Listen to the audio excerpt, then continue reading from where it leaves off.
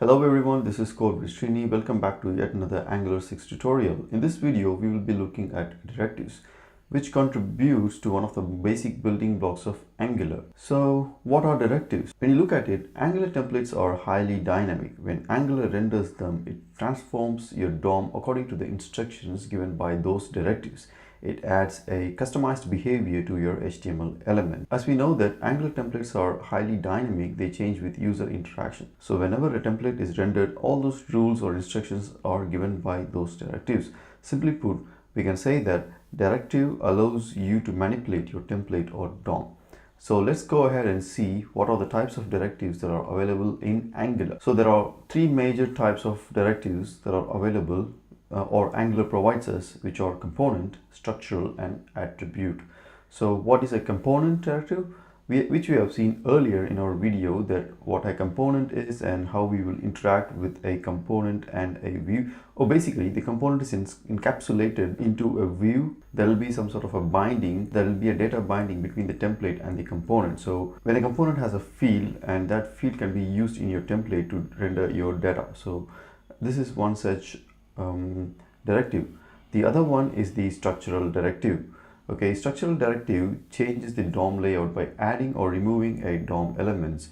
For example, ngIf and ngFor are the examples of structural directive. And the next one is the attribute directive. This one changes the appearance or behavior of an element. For example, the attribute directive changes the background color or text color of an element. So it will be mainly resides inside the attribute of an element. Okay, to give a fair example, ngStyle and ngClass is one such example of an attribute directive. So let's go ahead and understand each directive one by one. Let's look at the most commonly used built-in directives provided by Angular. Alright, we have seen ngFor directives before. We use this to render a list of our objects. Let's see more in details about this directive so here in our app component, I'm going to define a new field called books, which is an array, and then I'm going to have book object. So each book object will contain a title with some title name or some novel one, and then a description, which is a short description of awesome novel typo 1. So I'm gonna go ahead and copy this like 5 times. Syntax error, so you need to have a comma out there for array of objects. So now next thing is I'm gonna number these, and for these as well. Right, so we have books object with array of book as an object. Now the next thing is, let's use our ngFor directive to render these on our view. So for that we need to go to our app component HTML.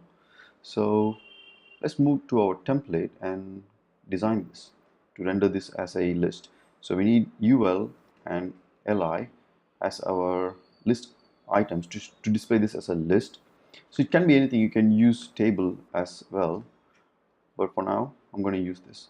So let's use our ngFor and then define our book object of books.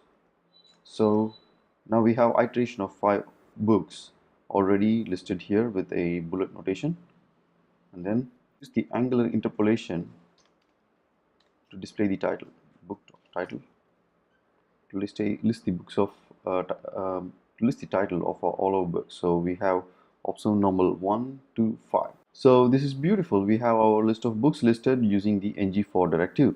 Now ngFor exposes certain values that you may want to manipulate your loop. Imagine you want to render a table and you may want to highlight the first row, or you may want to show even or odd rows.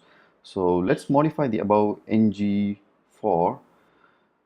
Here after this expression we can add a semicolon, and one of the exported values is index. So index as I, which means So we are going to alias this to our local variable called I. So we will be using the I variable to display list of numbers like this. So we will be getting the index values. Index is just one of many exported values. There are several others in Angular IO and search for ngFor directive. So let's go ahead and do a quick search in Angular IO and then let's search for ngFor off as a directive. You can see it here. Then if you look over here, you will be getting list of exported values for ngFor directive. So we have used ng index and which returns a number as a return type. Now we can go ahead and use first, last, even, and odd.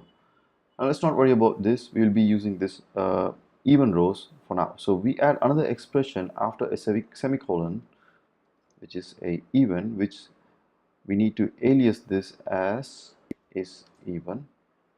This will be returning a boolean. And then let's add a span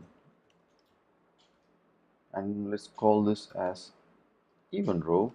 Now in the span we need to show or hide our even row. So now right now it's rendering for all the list, but we need to really render this only for even row. So for that we introduce another structural directive called ngFor, and then simple is even, which we aliased this as a local variable. Now what we are getting here, sorry, ngIf. Right, beautiful. Now we have our even rows displayed or rendered only for the even rows. Now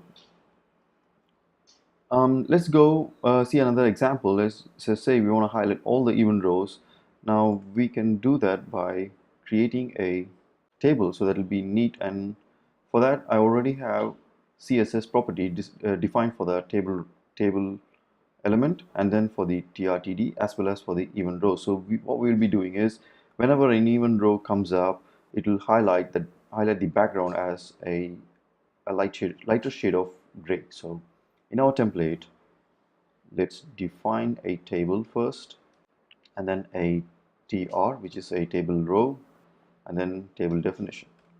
So in this, now we'll be having, let's say, 3 table definition. The first one could be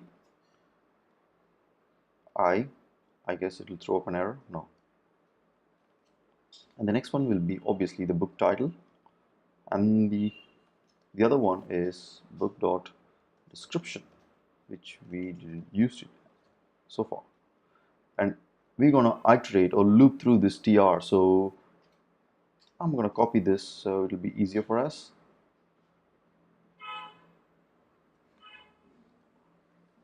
Right. So we have all the required parameter and it's beautifully displayed in our table. Now we need to tell the Angular that all the even rows should be highlighted. To do that, there is a property binding called class.even, which will refer to this dot even. So class.even equals is even. Good thing we have all the rows highlighted, all the even rows highlighted. So let's move on to ngIf. If you have any books in the array, render them in a list. Otherwise, display a message to user that there are no books yet. So first thing first, I'm gonna get rid of these items over here, and then we have a list of books. So what we're gonna do is we're gonna render if there are books in the books object, then we're gonna say list of books, or else there are no books yet available yet. So for that, we will start with creating a div, and let's create another div. All right, we can use Zen coding for that. To do that, let's close this. Let's make a div like this, and then multiply by 2. So we have 2 divs at the same time. Now in this one, we will be using our ngIf. This evaluates to a condition If this condition evaluates true, we render this DOM. So ngIf equals books.length, which is greater than 0, then show a list of books. Now on the other hand, on this falsy div, we will have another ngIf condition which says books.length, we will have it as 0. So we need to say that no books yet. Okay, so as of now we have collection of books already in our field, so that's why it's listing list of books. So if we go ahead in our app component and comment this out, if you go ahead and comment this out in our app component, and let's open the HTML, yeah, it's commented, and then yes, we have no books yet, which means if the length of our collection is 0, we will be showing this, and if the length of our collection is more than once, then we will be showing the list of books. So, and because we have 5 books in our collection, let's go ahead and uncomment these. So we will be looking at list of books. All right, so to make it more spicy, let me add a table which I already have in our list of books like this. Yeah, and list of books here with an h3 tag. Right. Okay, so this is fair enough. Now it's showing list of books, so let's go ahead and look our DOM. If you notice, the list of books is shown, whereas there are no books yet DOM. So I'm gonna do one thing here to show it more clearly. I'm gonna refresh. I'm gonna comment this and make the no books yet here and inspect the element. Now watch clearly, we don't have our list of books DOM in this DOM elements, which means that the ngIf, okay, the ngIf removes the set of elements from the DOM element. So when you're working on a high performance application where you have plenty of DOMs to get manipulated, it's better and safe to use ngIf. But this one is a very old school technique. Instead of repeating ngIf twice, and we can use ngIf else. This is basically not acceptable in our programming world, because what we are doing is we are checking with one ngIf and we are again checking with another ngIf, which we will never do it if it is in the case of a JavaScript or any other programming languages. But luckily, Angular introduces another expression for this. So we can use if and else kind of approach. In our example, okay, we'll go ahead and add a semicolon, and then we can use then for the else condition. So then we'll give it as a books list, else no books. Right, so nothing's happening here. So for that, what we need to do is we will close the div. Right, we create another div. So what you can see here is we get both the divs displayed, and we can uncomment this to show a list of books. Right, now we need to tell our Angular that we need to show books list when the length of the collection is greater than 0, or else show no books list. Sorry, show no books template reference. So what we are going to do is we are going to assign a template identifier to our div. So how are we going to do that? Instead of using div, the Angular gives us a better structure like a DOM called ng template, and then assign an identifier to our template called books list. Now same way, wrap this with ng template. Now we're going to get rid of this div and this one as well. Now the same thing goes for our else block, which is I'm going to remove this and close the ng template block. So this one makes it more readable. Now let's go ahead and test the else block by commenting this books collection. See, it's beautiful. We have both things working here. Now once the books.length hits greater than 0, the then block, which is a template identifier, executes this block of statements, or else it will go to the no books block. And apart from this, there is another property in Angular called hidden. Let's look at that, which is a property of hidden when you're, now let's copy this div and then use that for our other statement. Alright, so let's go ahead. The hidden property hides your DOM element from your DOM. Okay, hides your element from your DOM.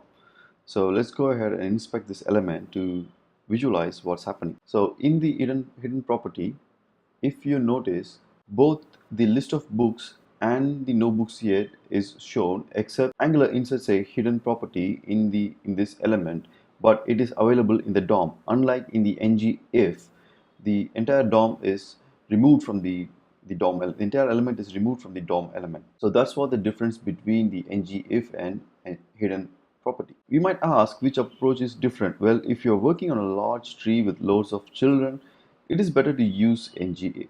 But if you're dealing with small tree, then it is safe to use hidden. So that's it pretty much about the ngIf. Now let's move on to the ngSwitchCase. It is a lot similar to the concept of switch cases in many programming languages. So imagine we need to build a page to display a list of books and favorites. So let's go ahead and create list of books and favorites. So for that, head over to our template and get rid of this. Now let's just comment that for now, because I'm going to share this code. So to do that, in our template, let's create a UL li element first, and then call it as, hang on a second, let's do it like, oh, let it be like this. We will try using Zen coding. Alright, so we have two li elements, and then call it as list of books. The other one is favorites. So the idea is you may have list of books as one tab which is shown by default. The other tab will be favorites that you might have give it as a favorite book. So just an example to give a highlight of what we are trying to achieve using ngSwitch. Now, as you may see, as I hover, you might get some highlight hover action.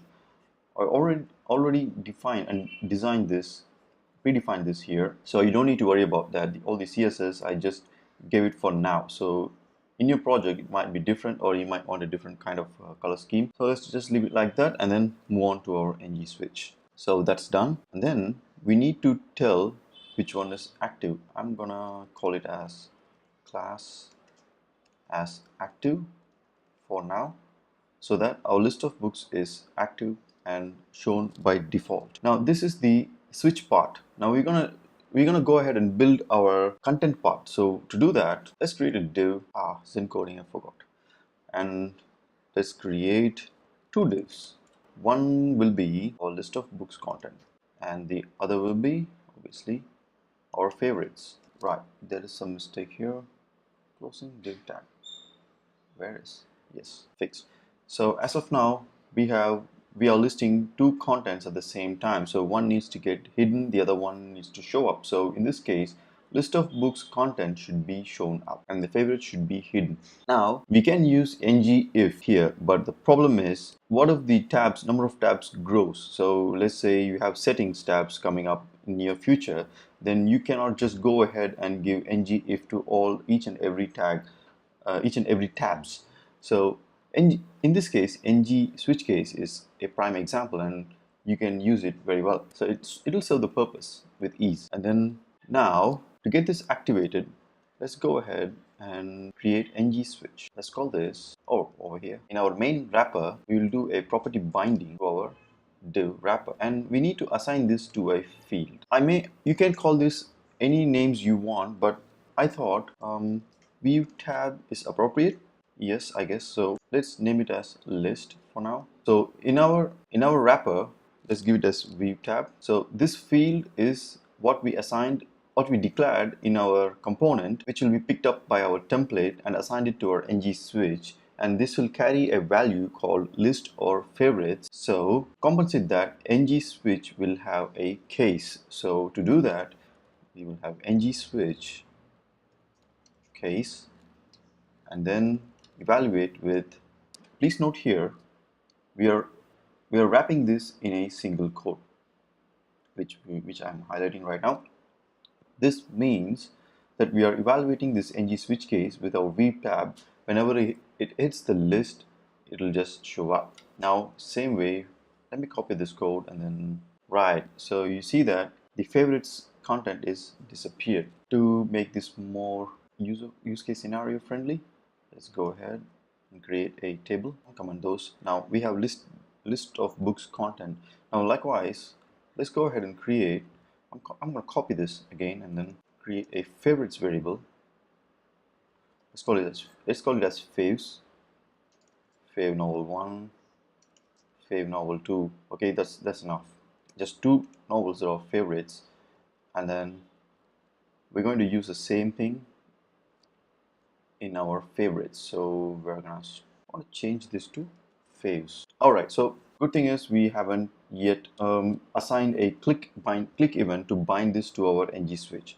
Okay. So right now we have view tab to show which tab to view, and then we're gonna make use of that in our ngSwitch.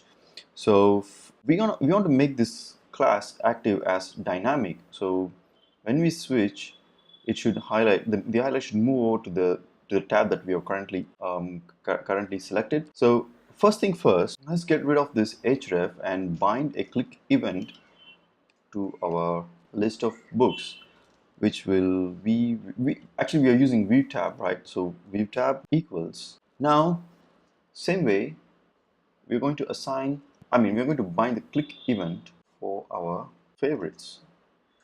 I just messed up, hang on a second. Yeah, so instead of list, favorites. To make this more legible, I'll bring this down and try to format the code so it'll be easier to read. Okay, so if you notice, when you click, the view tab will be assigned a list, and then again in your favorites tab, when you click your favorites tab, the view tab will be assigned to a favorite. So we're going to test this now. All right, beautiful. Okay, so we got list of books and favorites made interactive, so you can switch back and forth using ngSwitch. Now the thing is, we need to make this class active as dynamic. To do that, what you're going to do is introduce property binding again and then call it as active.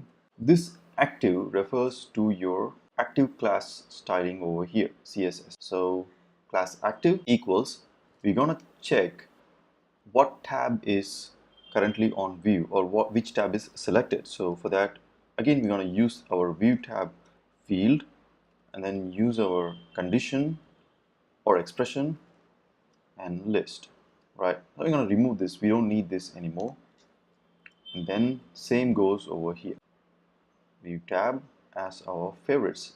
I'm going to copy over because I make a lot of typos.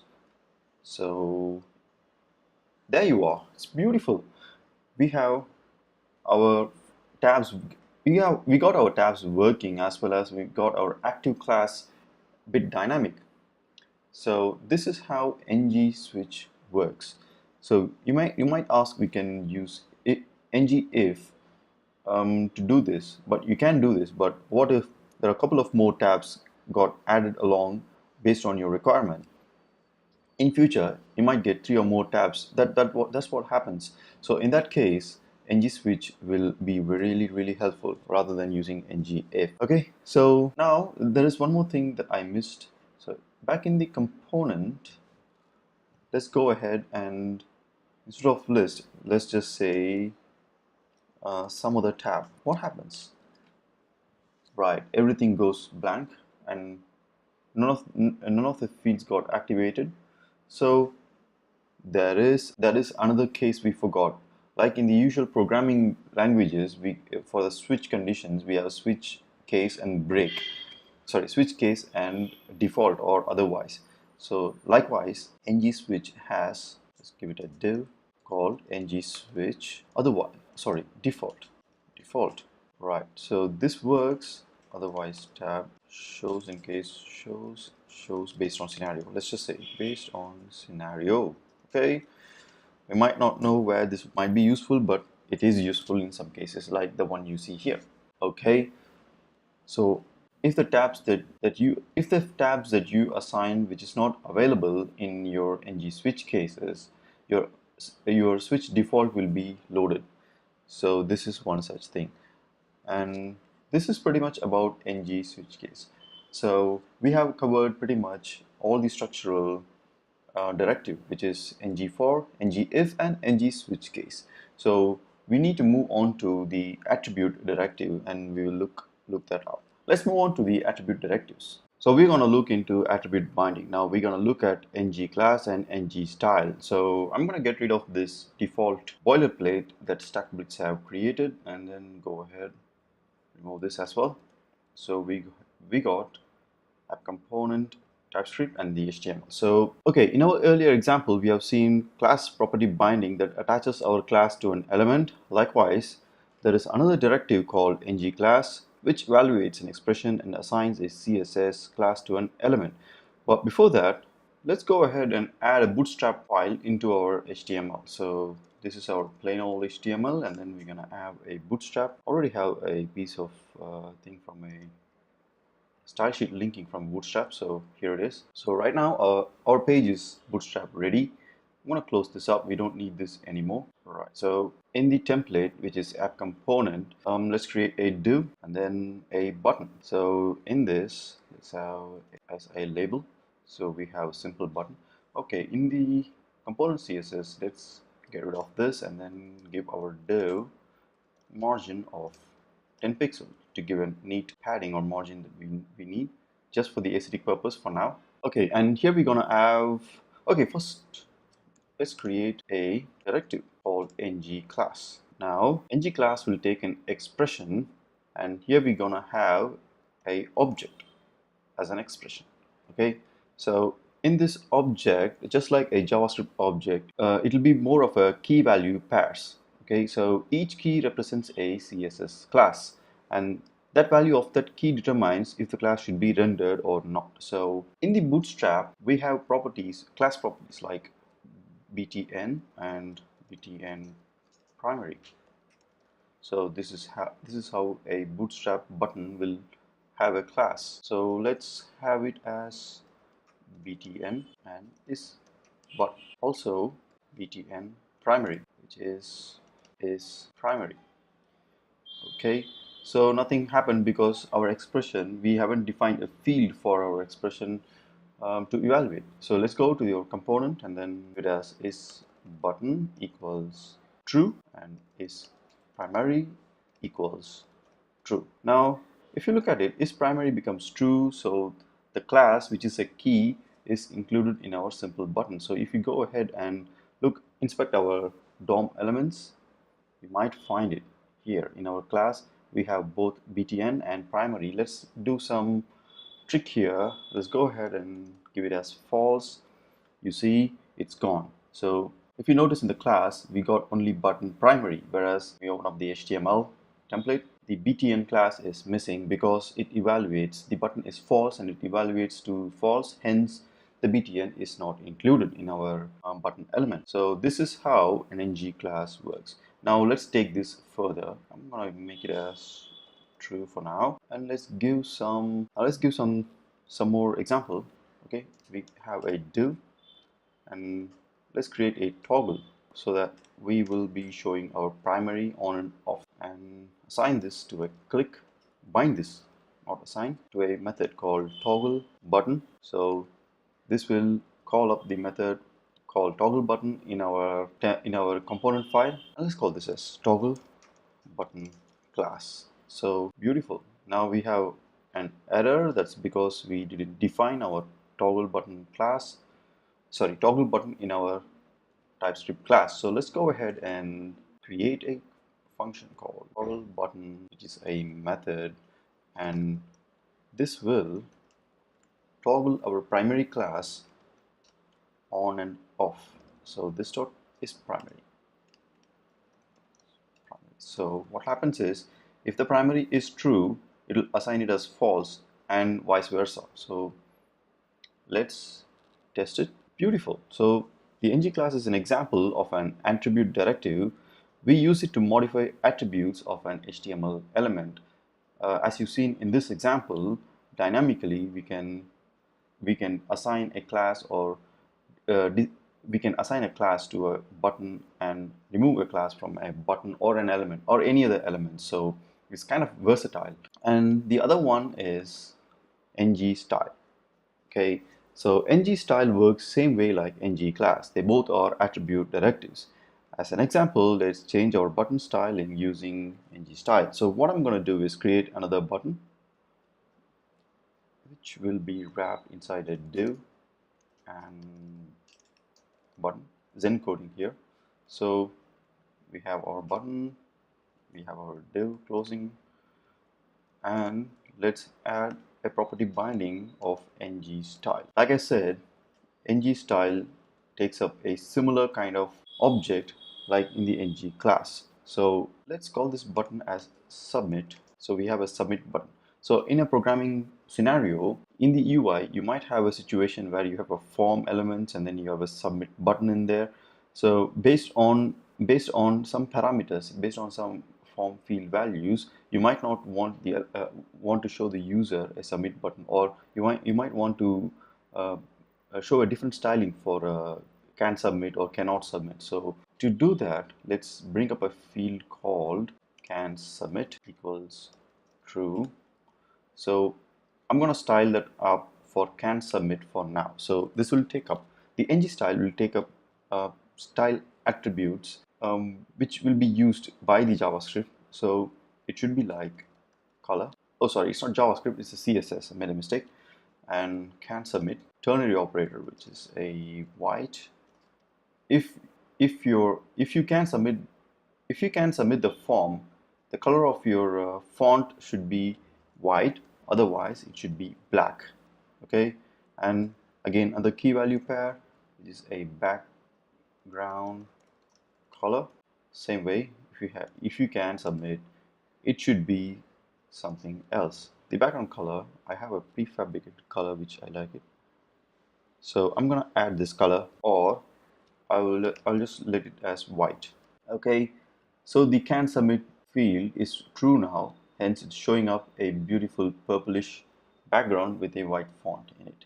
So in some scenario, let's just say some validation happened and obviously you cannot submit, you're not allowing it to submit. So when you make it to false, it will turn it into the color that we gave it in the otherwise block, in the ternary operator. So obviously, this is not the best way to style your elements in your HTML. Okay, it is always better and best practice to wrap your stylings inside a CSS class and then bind them here. If you like my video, please hit the like button and do subscribe to my channel. If you have a request to post any other video, Angular, do let me know in the comments below. Thank you.